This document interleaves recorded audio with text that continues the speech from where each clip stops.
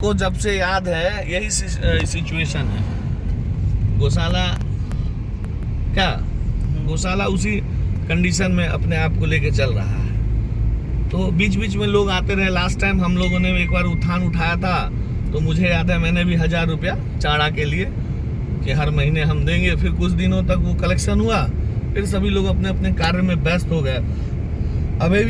अभी जो लोग एक्टिवेट हुए हैं वो लोग भी काम कर रहे हैं। हम आशा करते हैं कि हम लोगों की तरह फिर वो भी अपने दिनचर्या में व्यस्त ना हो करके इस पर एक रूटीन बना करके जो इन्होंने उठाया है उसको आगे तक ले जाएं। लेकिन विक्की जी, जो हम लोगों को डिस्कशन था कि क्या टारगेट संजय सरावगी है? देखिए, मेरा ऐसा सोच तो नहीं है कि टारगेट वो है, क्योंकि शायद मैंने भी अपने फेसबुक से इस पोस्ट को किया है। जब प्रणव ने ये वीडियो बनाकर डाला तो कभी न कभी मन जब व्यथित हो जाता है तब ऐसी पोस्ट मजबूरन हो जाती है। लेकिन जब ये सोचते हैं कि हाँ, इससे पहले मैंने भी तो ये पोस्ट नहीं किया था, आज इलेक्शन आने वाला है तभी मैंने पोस्ट किया है, तो कहीं ना कहीं ये राजनीतिक मुद्दा बन गया। लेकिन रियल ये है कि मैं वहाँ बहुत दिनों तक झेला हूँ और मैं एक भाजपा का कार्यकर्ता हूँ। और जब मैं ये सवाल अपने सांसद जी से, विधायक जी से पूछता हूँ तो ये सोचकर थोड़े पूछता हूँ कि उनका मैं विरोध कर रहा हूँ। मैंने जिन्हें वोट दिया है या जिन्हें मैंने चुना है उनसे मैं सवाल ना पूछूं तो किससे पूछूं? नहीं, लाजमी है। इसीलिए मैं सवाल पूछता हूँ। लोगों की सोच कहाँ तक जा रही है कि कोई मुझे डायल कर रहा है या कोई दूसरे को डायल कर रहा है, ऐसा कुछ भी नहीं है। हाँ, जहाँ तक एक मिर्ज़ापुर वासी के अकॉर्डिंग अगर मुझे मिर्ज़ापुर के पक्ष से बोलना पड़े तो विधायक जी ने जब सुशील मोदी को गौशाला में लाया था तो वहाँ के स्थानीय लोगों ने उनका पुरजोर विरोध किया था और एक तरह से भगा दिया है गाँव में। ठीक है, आज वो स्वर्गवासी प्रकरण याद है, आज वो स्वर्गवासी हो गए।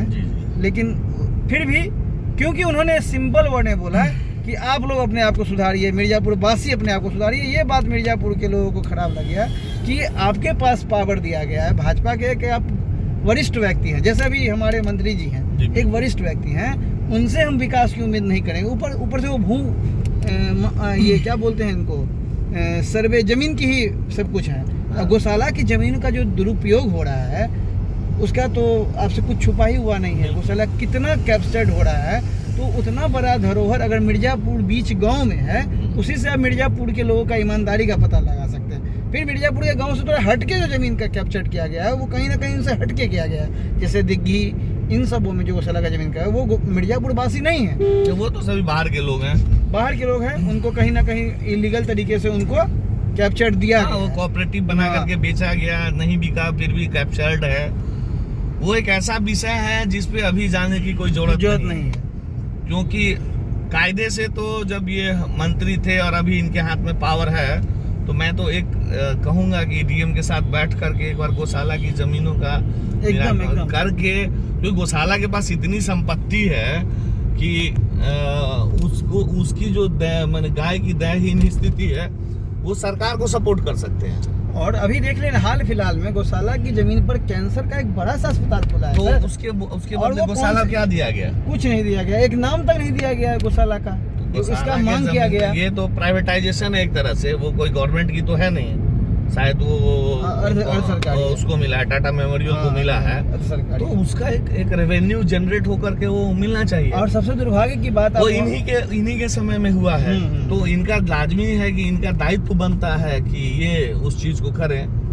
और हम मानते हैं कि आप लोग इनका विरोध नहीं कर रहे हैं, कभी नहीं कर रहे, बट क्वेश्चन तो उठ रहा है। हाँ, क्वेश्चन उन्हीं से कर रहे हैं। अगर आपने जबकि बताया गया था पहले कि 100 बेड का हॉस्पिटल बन रहा है, फिर बाद में इसको टाटा मेमोरियल को शिफ्ट कर दिया गया, तो अगर प्राइवेटाइजेशन हो रहा है तो उसका गौशाला को भी कुछ बेनिफिट मिलना चाहिए। मेरा सवाल है। बट इसमें क्या टेक्निकल चीजें होंगी, क्या है नहीं है, सरकार मदद करने के लिए वो 100 बेड का हॉस्पिटल बनाया है कि सिर्फ कैंसर के लिए है, तो ये बहुत ही लंबा प्रकरण हो जाता है। क्योंकि बातें जब सामने आई थी तो कुछ और थी, जब कंप्लीट हुआ है तो कुछ और हो गया है।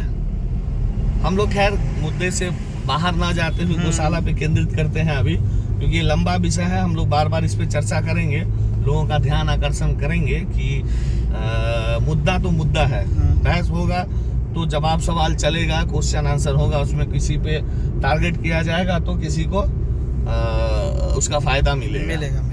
तो अभी हम लोग हैं गौशाला के दयनीय स्थिति पे। तो क्या मतलब केवल संजय सरावगी ही इसका जिम्मेदार है? जो मुझे लगा कि जिनको टारगेट, क्योंकि आप लोकल भी हैं गौशाला से, हम भी तो वहीं से हैं, बट आप सुबह शाम सामने रहते हैं और उनका कार्य क्षेत्र है और आप कार्यकर्ता भी हैं भाजपा के।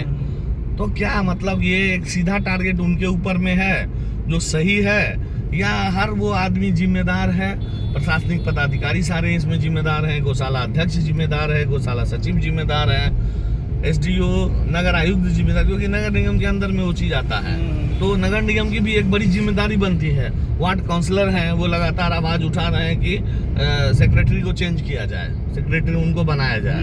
तो क्या ये इन सब मुद्दों में लोग अपना फायदा ढूंढ रहे हैं, या सही में गौशाला के बेनिफिट की बात हो रही है? मेरा क्वेश्चन सीधा सीधा, मेरा आंसर आपको भी सीधा सीधा है कि कुछ लोग उसमें गौशाला का बेनिफिट खोज रहे हैं, तो कुछ लोग राजनीति रोटी भी सेक रहे हैं। इसमें भी इनकार नहीं किया जा सकता है।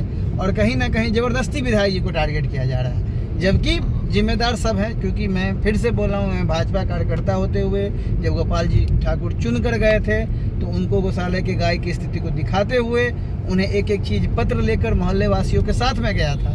उन्होंने आश्वासन दिया था, एक छोटा सा झूठा कॉल लगाया, सही कॉल वो भी मैं नहीं बता सकता। उन्होंने एक कॉल लगाया, तुरंत बोला कि मैंने सभी डॉक्टरों से बात कर लिया है, अब आपके गौशाला में हर सप्ताह जो है डॉक्टर जाएगा, और ऐसा कुछ भी नहीं हुआ। गौशाला पे एक चीज तब आ ही जाते हैं, जब डॉक्टर का चर्चा आपने उठाया है, तो बहुत साल पहले मुझे याद है कि मुझ पे एक याद ही है आपको, मेरे साथ कुछ किया गया था दुर्व्यवहार।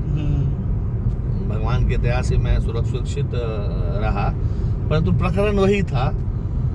तो कहीं ना कहीं गौशाला का तो सब कुछ अपना था ना, गौशाला का हॉस्पिटल था अपना, उनके डॉक्टर्स थे, जिन गवर्नमेंट से पे आउट मिलता था, सब्सिडाइज स्टाफ हुआ करते थे। तो ये बजट कहाँ गया फिर? कहाँ है वो बजट का चर्चा? क्योंकि जब गौशाला में सेक्रेटरी रहा करते थे, तब की गौशाला की विधि व्यवस्था, उस वक्त हम भी वहाँ, आवास हमारा उसी कैंपस में हुआ करता था, तो उस वक्त का रख रखाव, उस वक्त की व्यवस्था, जब गौशाला का सेक्रेटरी एक बड़े ओहदे के लोगों को बनाया गया, शहर के गणमान्य लोगों को, तब की व्यवस्था, तो कहीं ना कहीं अपना उल्लू सीधा करना, अपना सोसाइटी लेवल बढ़ाने के चक्कर में गौशाला सोसाइटी को बर्बाद कर दिया गया है। 100%। क्योंकि इनिशियल स्टेज में तो जिम्मेदारी उनकी है जिनके हाथ में यह कार्य क्षेत्र है। और मुझे कहीं ना कहीं लगता है कि इनको टारगेट करने का एक और रीजन है कि दोनों एक ही समुदाय से, एक ही जाति से आते हैं, सेक्रेटरी और विधायक या आज मंत्री कह सकते हैं। तो मंत्री तो आज बने हैं, उनका लंबा समय रहा है, क्या उनका कभी ध्यान आकर्षित नहीं हुआ 15-20 साल में मंत्री जी का? उनका ध्यान लगातार आकर्षित करने की कोशिश की जा रही है, पर वो पता नहीं क्यों मजबूर है। ये भी कहना भी उचित ही होगा, क्योंकि वो कहीं ना कहीं मजबूर तो जरूर है। किस बात की मजबूरी? यही मजबूरी समझ में नहीं आ रहा। इसीलिए गौशाला, गौ से जुड़ा हुआ, गाय हमारी माता है, भाजपा का 60% राजनीति ही गाय से है। तो फिर क्या मजबूरी है?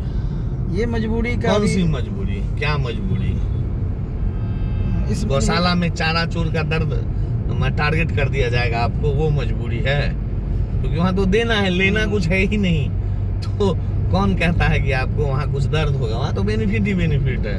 हम अगर उनके जगह होते, बोलना बड़ा होता है, करने में बहुत फर्क है। मैं अपना मानता हूँ, अगर हम लोग उनके जगह होते तो रोज सुबह गौशाला से दर्शन करके अपना दिन शुरू करते। जो जिस ओहदे पे वो हैं आज, और बहुत सारे मैंने देखा है, आप उनको देख लीजिए ना। मध्य प्रदेश के अभी कृषि मंत्री हैं, पहले शिवराज सिंह चौहान, उनका हमने कई बार देखा है, सुबह की शुरुआत वो गौशाला से ही करते हैं। और क्या गौशाला है उनका, भव्य गौशाला, वो पर्सनल गौशाला है उनका।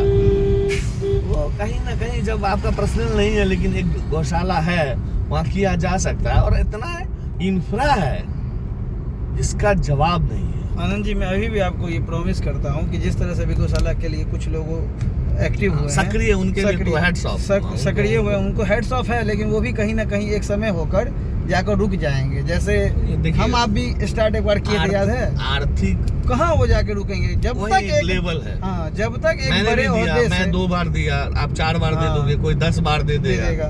तो लेकिन जो गौशाला का खुद का इंफ्रा, आप समझिए ना, एक दुकान की पगड़ी का 20 लाख मिलेगा। जो दुकान अभी 300-400 रुपये 700 रुपये मंथली में है, उसमें कुछ गरीब लोग भी हैं, ऐसा है नहीं, मैं मानता हूँ, उनके लिए उनका होना चाहिए। बस जैसा रेवेन्यू वैसा भाड़ा।